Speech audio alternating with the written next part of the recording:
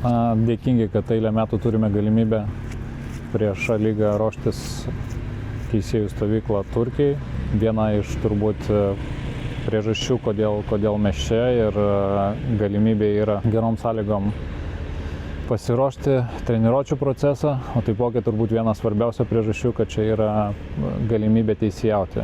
Kaip ir į dieną mes visą laiką čia turime 3-4 rungtynės, tai turbūt viena svarbiausių pasiruošimo etapų teisėjams, kad įgyti tą tokią praktiką ir grąžinti įgūdžius nuo praeitų metų, ir geros komandos suvažiuoja čia, daug rungtynių būna ir sąlygos, kuriuose žaidžia, yra geros. Tai viena iš priežasčių, dėl ko mes renkamės visą laiką Turkiją pasiruošimą.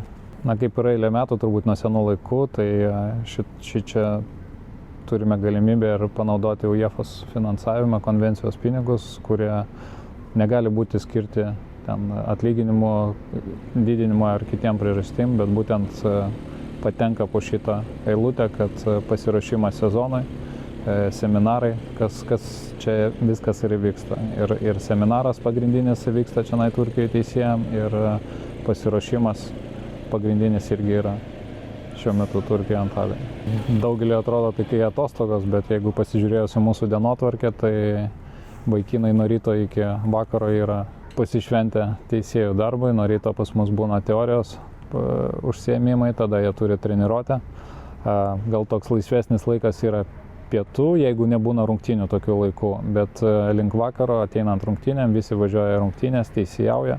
Grįžus dar iš rungtynių būna vakarinė teorijos dalis, ir tą dieną tikrai to laisvalaikio čia labai mažai pas juos būna. Kad apkrauti teisėjus kuo daugiau turėtų krūvių, tai mūsų taktinis yra dalykas, kad daliname teisėjus į 2 grupės. Bendrų skaičių tai gaunasi gal apie 45 teisėjus, kurie aplanko šitą stovyklą. Jau eilę metų praktikuojame, kad savo geriausius teisėjus čia nevežam, nes skaitom, kad jie ir peraugę šitą lygį ir turi šiuo metu, kai vyksta Turkijos stovykla, pas juos yra UEFOS seminaras, ir taipogi prailgėja UEFOS sezonas, kur jie jau ir teisėjauja, tai koncentruojamės į kitą pusę teisėjų, ir taip pat jau 2 metai, kai bandome geresnius, perspektyvesnius teisėjus iš pirmos lygos atsivežti į čia, ir tai yra labai gera patirtis jam, pirmoji tarptautinė gaunasi patirtis, ir pamatyti, kaip A lygos teisėjai dirba.